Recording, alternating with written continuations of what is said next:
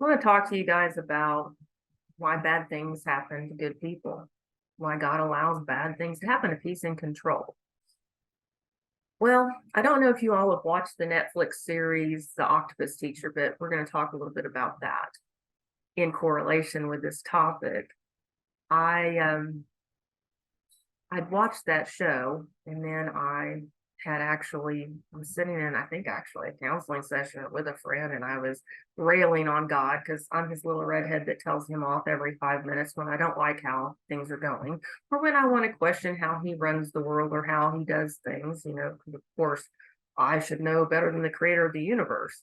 Well, so I'm sitting there and I'm yelling at him pretty much saying, why in the world did you let all this stuff happen to me? Why would you allow that if you really love me? Why would you do that? And I'm sitting there, and one day he just said, "Remember that movie, The Octopus Teacher, you watched?" And I said, "Yeah." This is, of course, not audible, it's in my head. And he goes, "Think about that movie. Think about her ecosystem. Think about how the man could not affect her ecosystem or he would cause her whole world to collapse." So, in this show or documentary, it's really a real thing. This man, he's like starts snorkeling and he runs into this little female octopus that we think is female. I'm assuming it is. And they form this relationship. He's in her area. She starts to bond with him. He goes to see her every single day. And they start really like enjoying each other. She wraps her arm around him, her arms around him, and he plays with her or does whatever. They're having a glorious time with each other. They actually look forward to seeing each other. They actually show up at the same place so they can meet each other. By the way, octopi, they're very, very intelligent. They're as intelligent as we are. Actually, they probably would have evolved past us if they weren't so antisocial, but that's another story for another time.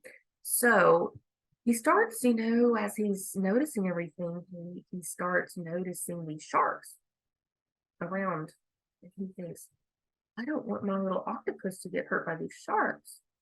But then he thinks, he's watching, and he's like, well, if the sharks control some things in the ecosystem, and even though I would like to kill the sharks to protect my little octopus, I I can't, because if I kill the sharks, then her ecosystem is destroyed and she can't live there anymore because the balance is off. Well, when God created us, He gave us free will. That's the one thing, that really, really hacked the devil off, because even angels don't have free will, but we do. We have free will. That was the one and only rule, is free will.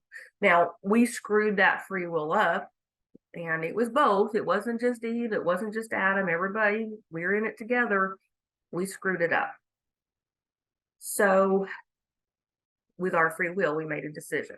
And, neither here nor there, that's a whole other topic as well. But we made decisions. We have been given free will, and that's the one thing God said He would never intervene in, even free will to loving Him. So basically, if we correlate this, why do bad things happen? And we correlate to this octopus teacher where this man is not wanting this octopus to get hurt by the sharks. Then we could correlate why God maybe doesn't stop things because of another person's free will, our free will, those kind of things that occur. Nature's free will. It just is what it is. So in this show, The Octopus Teacher, the sharks get and attack the octopus, his little friend, and they chew off one of her arms.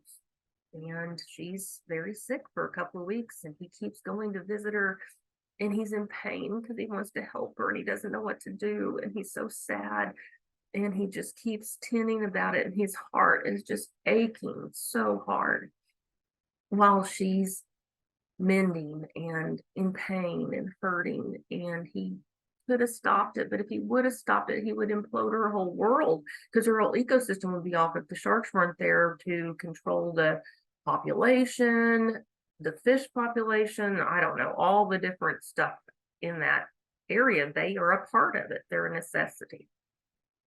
So he's just in pain. And then finally her arm grows back and she's back to normal and life is better